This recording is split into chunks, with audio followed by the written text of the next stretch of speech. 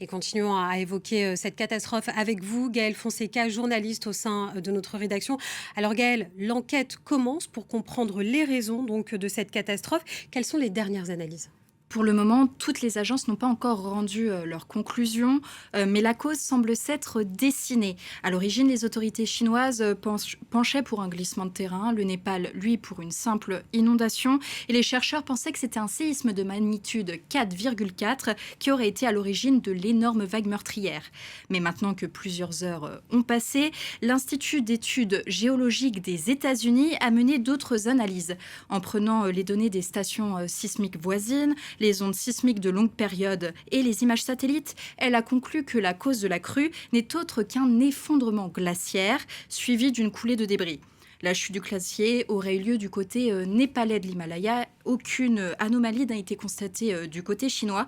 Elle a provoqué des secousses de magnitude 5,2 et des glissements de terrain, en bouchant par exemple le lit de rivière et en provoquant les conséquences catastrophiques qu'on a vues en aval.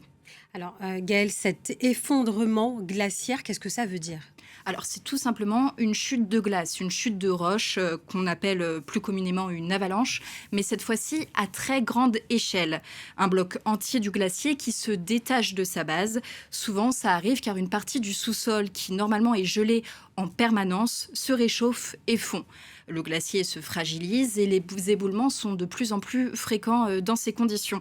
Pour le moment, concernant les crues meurtrières du Népal, les scientifiques restent prudents. Ils ne souhaitent pas l'associer tout de suite au dérèglement climatique provoqué par l'activité humaine.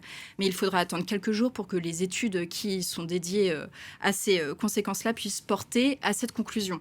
Le dérèglement global de la planète, par contre, augmente les vagues de chaleur et le risque de catastrophes similaires. Quand la glace fond, elle peut faire déborder les lacs glaciaires. Lorsqu'ils se vidangent, ils emportent tout sur leur passage. Rappelez-vous, en juillet 2025, un lac avait débordé au Tibet et s'était déversé au Népal. L'inondation, dans ce cas, est d'autant plus difficile à prévoir puisque ce n'est pas la pluie qui la provoque et les agences météorologiques, pour donner l'alerte, se basent sur les taux de précipitation. Or, ici, ce qui est arrivé au Népal, il n'avait pas plu les jours précédant la catastrophe. Quand la boue est arrivée, il était déjà trop tard. Alors, une solution existe, ce serait d'installer des jauges de niveau des rivières qui pourraient alerter les autorités.